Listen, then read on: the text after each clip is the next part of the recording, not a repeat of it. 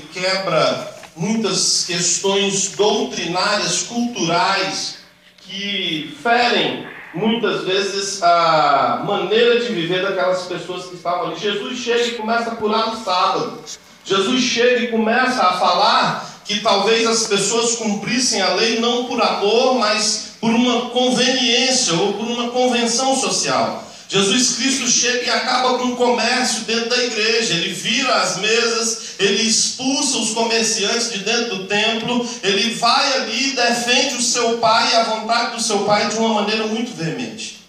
Jesus Cristo, ele chega e ele gera polêmica, ele gera mudança, ele gera transformação. E aquelas pessoas ali que eram entendidos, eram doutores, professores, eles eram especialistas na lei, eles sempre estavam próximos a Jesus, tentando colocar Jesus em um impasse, tentando colocar Jesus em uma saia justa, tentando colocar Jesus em uma situação constrangedora. Então Jesus já tinha quebrado muitos paradigmas naquele momento em que ele é arguído com relação à lei, em que ele é perguntado a respeito do proceder do ser humano, da mudança necessária para que nós estivéssemos em comunhão com o Pai, em comunhão com Deus.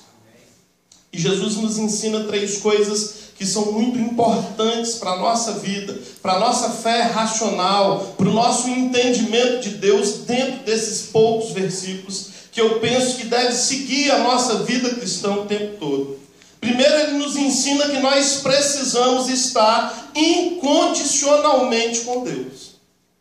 Amar ao Pai sobre todas as coisas. E isso é uma questão muito difícil nos dias em que nós estamos vivendo.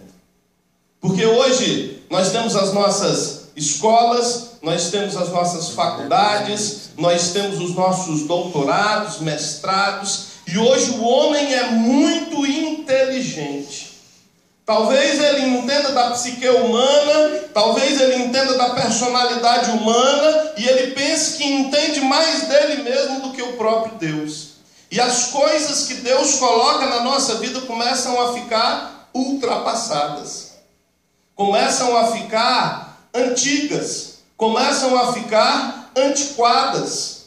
E às vezes Deus coloca as coisas em nossos corações e nós arguímos com Deus, porque pensamos que sabemos mais do que Ele. Deus fala assim: filho, não mente.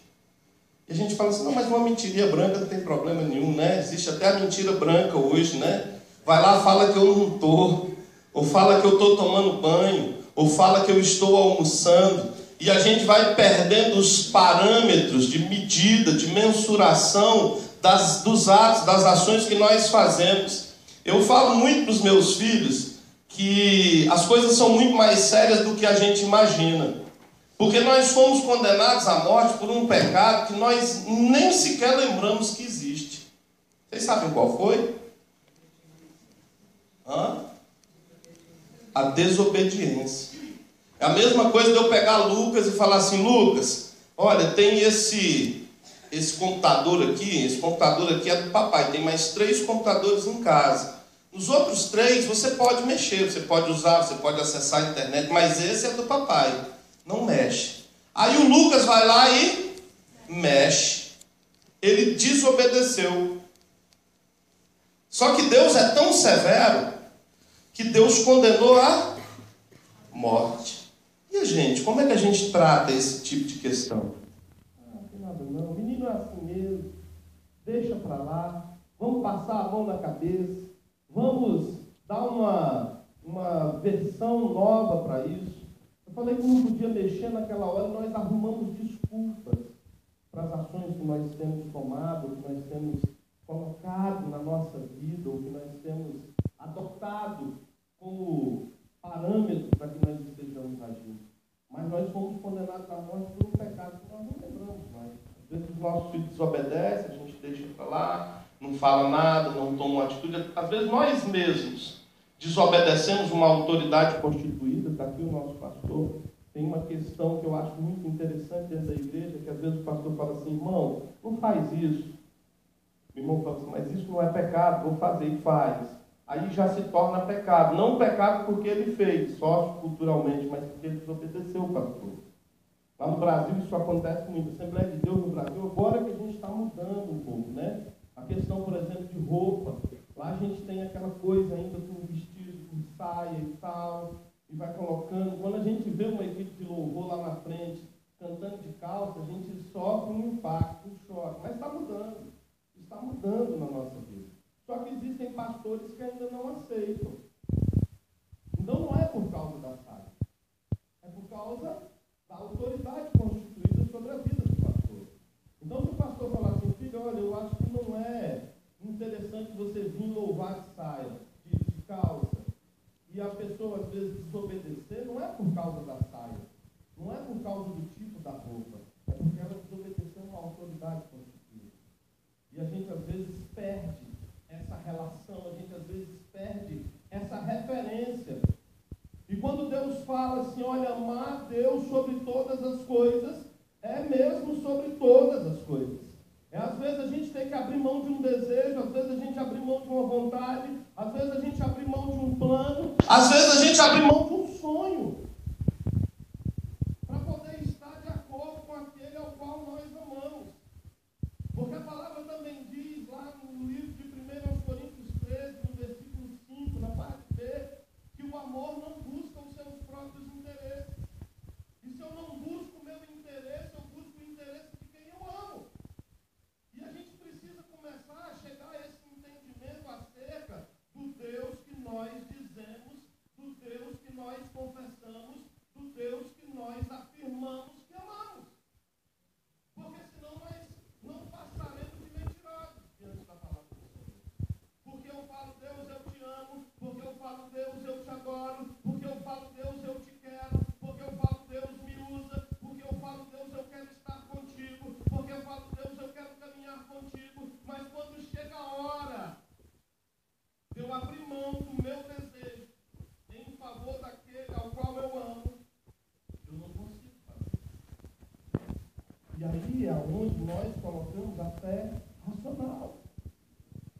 Porque nós precisamos ter esse entendimento. Lá no livro de Mateus, no capítulo 24, onde Jesus faz o sermão acerca da sua vinda, das coisas dos últimos tempos, ele fala no versículo 4 o seguinte: cuidado para que ninguém vos engane. E eu fiz uma pregação a respeito desta frase de Jesus, porque hoje quem mais nos tem enganado somos nós mesmos. Nós mesmos temos nos enganado. Nós mesmos temos nos conduzido em caminhos que não nos aproximam de Deus, achando que estamos fazendo algo que é salutar, que é interessante para Deus.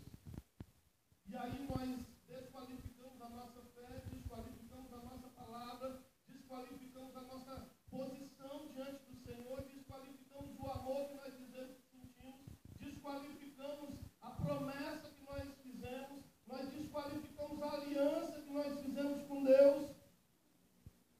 E acaba que nós mesmos nos enganamos. E nós precisamos resgatar isso nesse momento, nesse período da nossa vida, nesse período da história cristã. Nós precisamos resgatar algo que nos aproxima de Deus. E nós não podemos falar de missões, irmãos, se nós mesmos não temos um relacionamento verdadeiro com Deus. Meus queridos, nós temos coisas nesse mundo que são maravilhosas.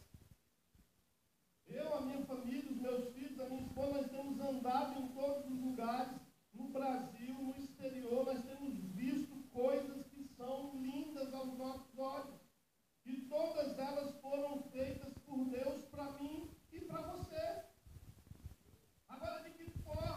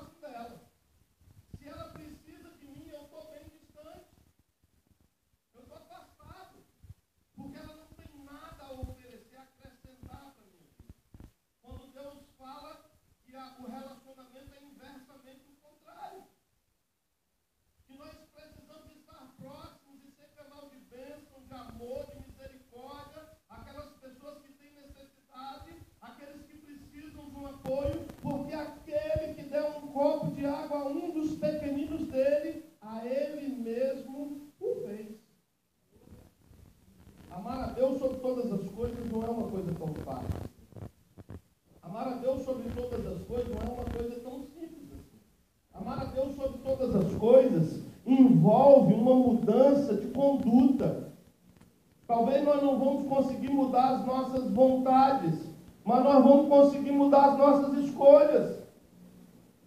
Talvez a gente não consegue mudar os nossos desejos, mas a gente consegue mudar as nossas ações em favor do Deus ao qual nós amamos.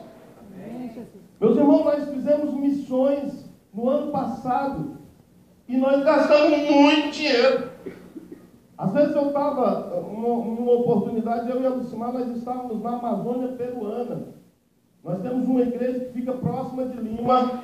Nós pegamos um avião em Lima para uma cidade chamada Pucallpa, 2 horas de voo. Depois de Pucallpa, nós pegamos uma caminhonete mais 7 horas para uma cidade chamada Puerto Bermúdez, onde tem um pastor amigo. E dessa cidade nós pegamos mais 2 horas de caminhonete até uma tribo de índios que fica no coração da Amazônia peruana. E eu, chegando lá naquele lugar, eu tive uma das experiências mais fantásticas do meu ministério. A gente caminhou meia hora no meio da mata fechada, árvores de 30, 40 metros de altura. E quando a gente estava chegando próximo daquela tribo de índios ali, eles estavam louvando ao Senhor. Quando eu ouvi o louvor ali, naquela língua que ninguém entendia, eu já sabia. E eu estava achando que eu tinha andado muito, eu tinha pegado um voo do Brasil de 6 horas, mais um voo de 2 horas, mais um trecho de 7 horas, mais um trecho de 2 horas, mais um trecho de meia hora caminhando. Falei, meu Deus do céu, aonde eu estou? Mas quando eu estava lá próximo, chegando, que eu ouvi o louvor daquelas pessoas, eu descobri, eu falei, Deus já está aqui. Aleluia. Deus já chegou. Eu achando que estava fazendo muito, mas Deus já estava lá. Deus já tinha alcançado aquelas pessoas. E às vezes a gente chegava depois de uma caminhada muito intensa e a gente falava assim, amor, esse dinheiro que a gente gastou aqui, a gente podia estar em qualquer praia. A gente podia estar numa praia lá do Nordeste. A gente podia estar no Ceará, a gente podia estar em qualquer lugar que a gente quisesse, usufruindo desses recursos para o nosso prazer, para o nosso benefício, para a nossa vida. Mas eu quero dizer uma coisa para vocês: quando a obra é concluída, no último dia que nós estivemos ali, eu estive pregando numa igreja de Deus que fica no coração da selva amazônica. Pastor Marcos chamou uma igreja grande, uma igreja para umas 400 pessoas, e nós trabalhamos ali com ele durante uns 3 dias. A igreja estava vazia, muita gente tinha ido embora, nós evangelizamos, convidamos o juiz da cidade, e ele estava lá no último dia, no sábado, e eu preguei ali naquele culto ali, já de encerramento do trabalho missionário, e quando eu fiz o apelo, umas 40 e poucas pessoas se levantaram da cidade e vieram, uma família inteira, as mocinhas vinham chorando aos pés do Senhor, derramando lágrimas, e a gente também começou a chorar, a equipe de missionários, e Deus começou a batizar a igreja com o Espírito Santo, aquele povo falando em línguas, e nós entendemos que os nossos desejos e os nossos sonhos e os nossos planos e as nossas metas não são nada perto daquilo que Deus tem planejado para as nossas vidas. Quando nós colocamos o nosso recurso, quando nós colocamos o nosso dinheiro, quando nós colocamos a nossa vida, quando nós colocamos o nosso amor nas mãos de Deus, para Ele administrar, coisas maravilhosas acontecem. Aleluia. Porque Ele sabe o que aconteceu ontem, Ele sabe o que vai acontecer hoje, Ele sabe o que vai acontecer amanhã, e nós temos resistido achando que o nosso entendimento, a nossa vontade, os nossos sonhos são o resultado de tudo aquilo que nós juntamos e são de verdade. E eles não são. Quando nós confessamos que amamos a Deus sobre todas as coisas, irmãos, nós precisamos verdadeiramente abrir mão de muita coisa. Nós precisamos abrir mão de muitas certezas que nós achamos que temos, mas que na verdade não temos. Só Deus sabe. Quando Deus me colocou naquela igreja esse ano, no mês de agosto, eu já fiquei preocupado. Falei, Deus, como é que eu vou pastorear uma igreja? Entrei agora, vou passar 3 meses na igreja, depois eu vou viajar 2. O que as ovelhas vão falar, gente? E eu fiquei tão tenso com isso que eu não conseguia dormir. Eu acordava todos os dias 2, em geral lá em casa a gente vai deitar 11 horas, meia-noite. Quando era 2 horas da manhã eu estava desperto. E eu começava a orar e falava: Deus, o que o Senhor quer de mim? O que o Senhor deseja de mim? Qual é a prova que o Senhor está preparando para mim dessa vez? E eu falo com Deus, Deus, para a gente nada é fácil. Não dá para o Senhor mandar um negocinho fácil para a gente? Manda um carrinho de graça, faz a gente ganhar um dinheiro bem fácil aí. Manda uns crentes para cá, que seja curado, transformado, não dê trabalho. Manda uns 2 dizimistas bons para a igreja. Manda um negócio fácil, Deus. Não tem jeito do Senhor mandar um negócio mais fácil, só tem coisa difícil. E Deus fala assim: eu sei de todas as coisas. Um dia, eu orando naquela madrugada, Deus falou assim: meu filho, essa igreja não é tua. Essa igreja é minha. E deixa eu te falar uma coisa, eu sei o que eu estou fazendo. E eu falei para minha esposa: você sabe como é que vai ser o preço, meu bem? Eu não sei como é que vai ser, mas Deus sabe. Eu não sei o que vai acontecer, mas Deus sabe. Conta-se uma história que um jovem garoto viajava sozinho no avião. E ali, aquele avião começa a passar por uma turbulência. Todas as pessoas começam a gritar, ficar preocupadas, agarradas, e aquele jovenzinho sentadinho, tranquilo, no senhor, viajando do lado dele, preocupado, suando, e pergunta para aquele garotinho e fala assim: meu filho, você não tem medo? Ele falou assim: não. Como você não tem medo? Está todo mundo aqui desesperado, todo mundo com medo de acontecer algo pior. Ele falou assim: não tenho medo. Por que você não tem medo, meu filho? Porque o meu pai é o Criador. Ele não estava vendo o pai dele, mas ele sabia que o pai dele estava no controle. Ele não estava ali junto, materialmente falando com o pai dele, mas ele tinha confiança que o pai dele ia resolver todas as coisas.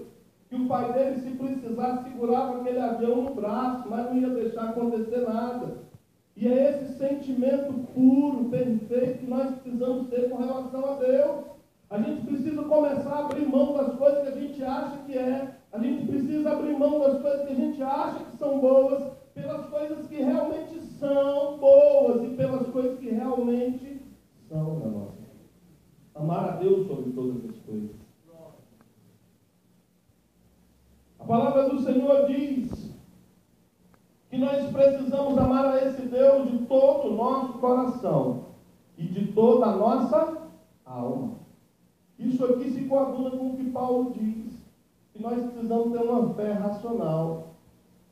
A alma faz referência àquilo que é espírito, àquilo que é abstrato, aquilo que nós não conseguimos pegar, ver, palpar.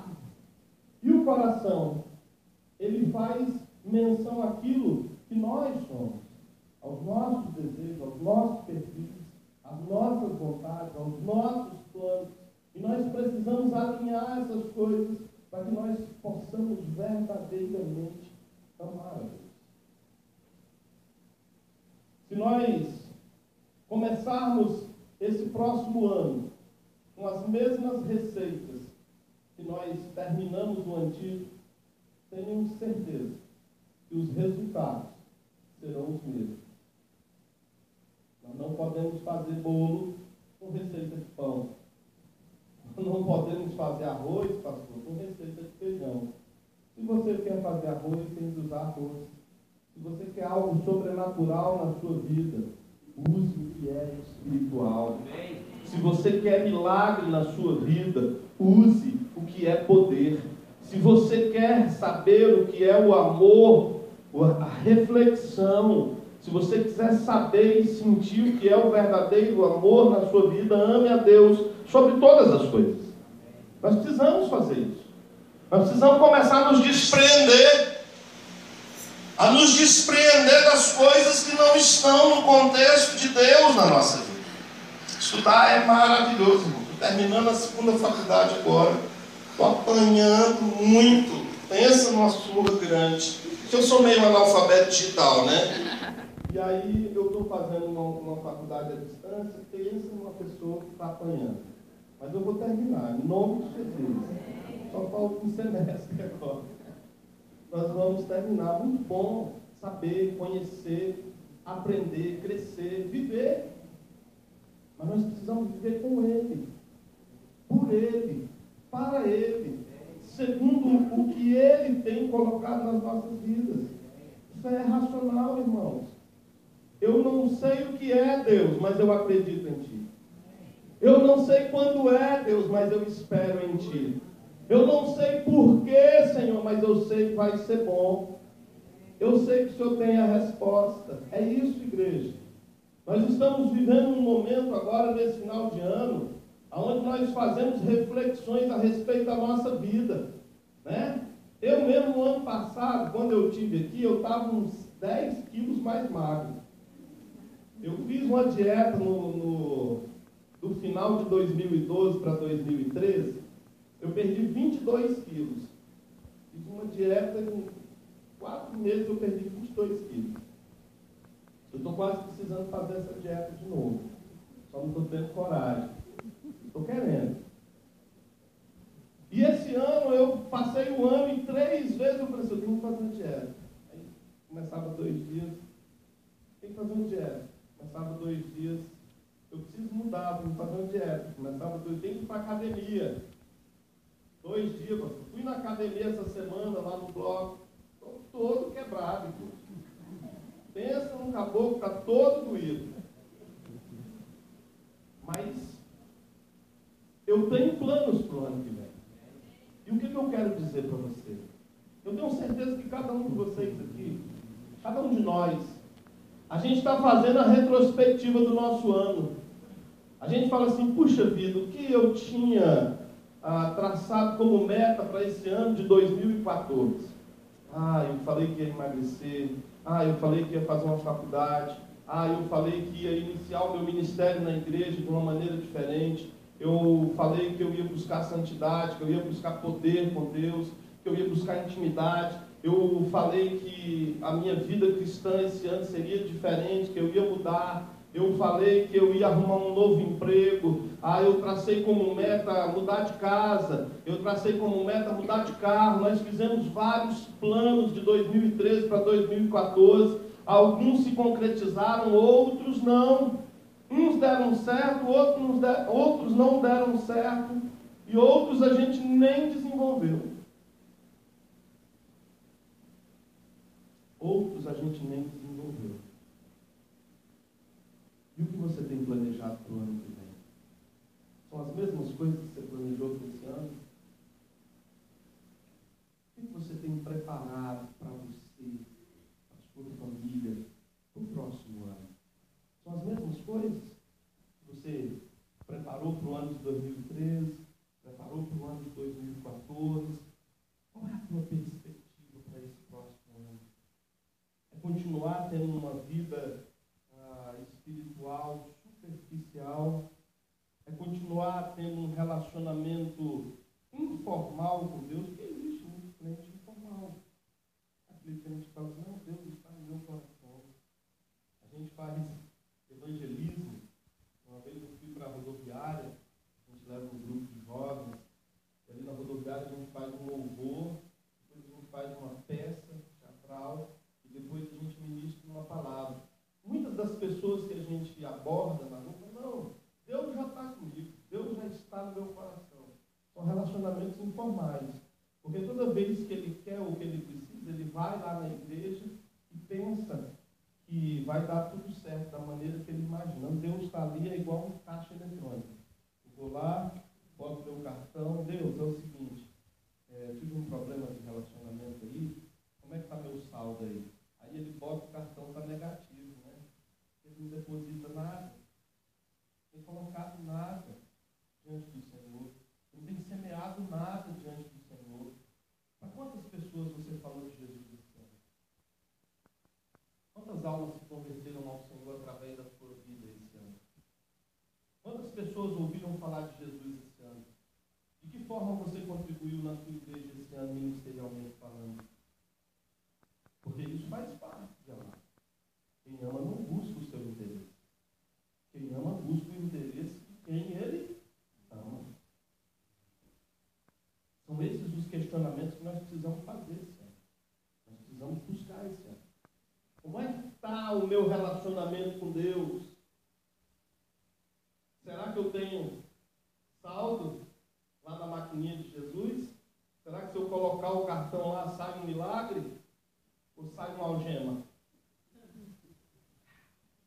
Muita gente lá no Brasil está devendo até a alma, como diz o outro, né? Quem não quer Jesus, aí deve dinheiro e deve a alma também. A palavra do Senhor diz também que nós precisamos amar o nosso próximo como a nós mesmos. Quem tem feito isso aí? Ninguém, gente. Vamos orar. Passar do culto de missões, pastor. Nós vamos parar o culto de missões agora, vamos fazer um culto de libertação primeiro. Um culto de libertação, depois um culto de ensino, para a gente poder entrar nesse clima de mudança, de transformação. Igreja, quem aqui fala mal de si mesmo? Quem falou mal de si mesmo aqui esse ano? Ninguém? Falou mal de você mesmo esse ano? Olha, né? Tem mais um ali. Você também, meu filho? Olha, você também? São poucas, né? Vocês sabem por quê? Diz que o rapaz chegou num restaurante, pastor, e ele conversando com um amigo, e um terceiro sentado assim próximo, e ele falava para o amigo assim: nada, entrei numa briga esses dias, bati em 2. É mesmo? Foi. Não, mas eu sou um cara forte, né? Sou um cara preparado. Todas as brigas que eu entro, eu me dou bem. Entrei numa briga no mês passado, eram 4, bati nos 4. E ele começou a contar tanta vantagem, que aquele rapaz estava sentado próximo e começou a se irritar. Eu falei: esse cara é valente demais, eu vou lá saber o que está acontecendo. Eu falei: vem cá, rapaz, quer dizer que você só bate nos outros, você nunca apanhou não. Pois hoje você vai falando: não, peraí, rapaz. Eu estou contando as vezes que eu bati. Às vezes que eu apanhei, desde que quem bateu conta. Vou falar mal de mim mesmo. Estou contando as vezes que eu me dei bem, as vezes que eu me dei mal, desde que quem se deu bem vai falar. E geralmente nós somos assim. Em geral nós somos assim. Vocês lembram que eu falei para vocês que hoje nós valorizamos muito mais o prazer do que os relacionamentos? Por quê? Porque os nossos relacionamentos, se eles não gerarem um prazer para nós, a gente não quer. Eu estava vendo a pastora Solange falar aqui ontem a respeito desse rapaz do John. No mês de maio, o pastor Oswaldo, ele é um pastor de uma das sedes regionais nossas lá. Nós temos um ministério, e esse ministério é dividido em regiões onde nós temos sedes regionais. Pastor Oswaldo